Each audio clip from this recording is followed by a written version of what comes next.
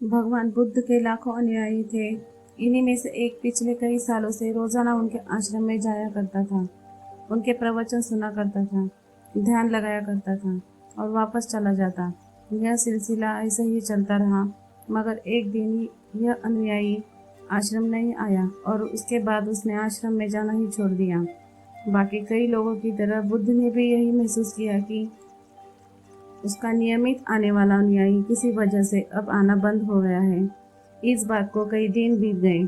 एक दिन बुद्ध अपनी भिक्षा मांगकर एक गांव के रास्ते गुजर रहे थे।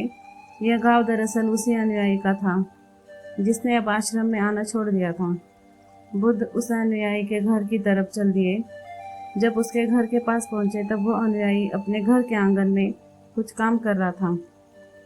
बुद्ध को देखते ही वह उनके पास आया, उन्हें प्रणाम किया और उन्हें बैठने के लिए आंगन के चबूतरे पर चटाई बिछा दी। बुद्ध चटाई पर आराम से बैठ गए और अनुयायी से बात करने लगे। बुद्ध ने पहले उस अनुयायी के स्वास्थ्य के बारे में पूछा और फिर पूछा कि उसके परिवार में सब कुशल मंगल तो है ना। अनुयायी ने कहा कि सब कुछ ठीक है, कोई भी अस्वस्थ नहीं है। बुद्ध ने उससे आगे पूछा, अगर सब ठीक है तो तुमने आश्रम में आना क्यों छोड़ दिया।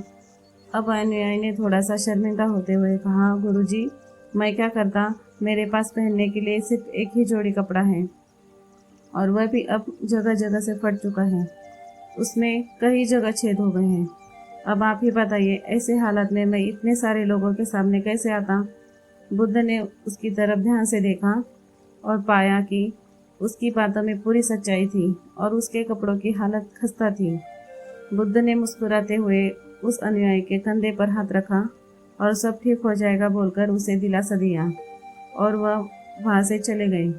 एक बार बुद्ध जब प्रवचन दे रहे थे तो प्रवचन खत्म होने के बाद बुद्ध ने अपने एक धनवान अनुयायी को रुकने के लिए कहा।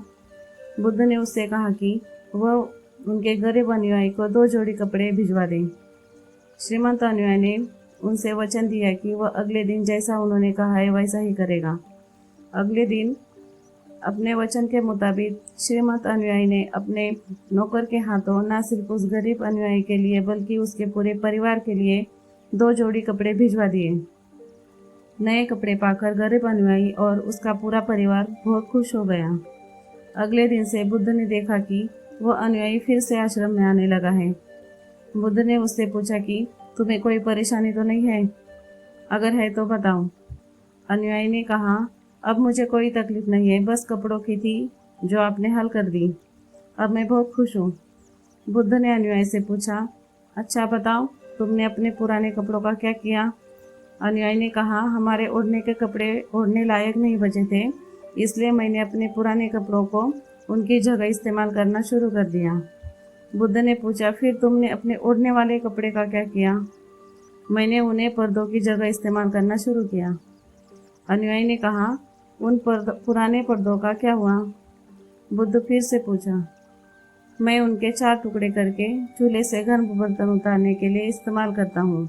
अनुयायी बोला, पहले गर्म बर्तन पकड़ने के लिए इस्तेमाल करते थे, उन कपड़ों का क्या किया।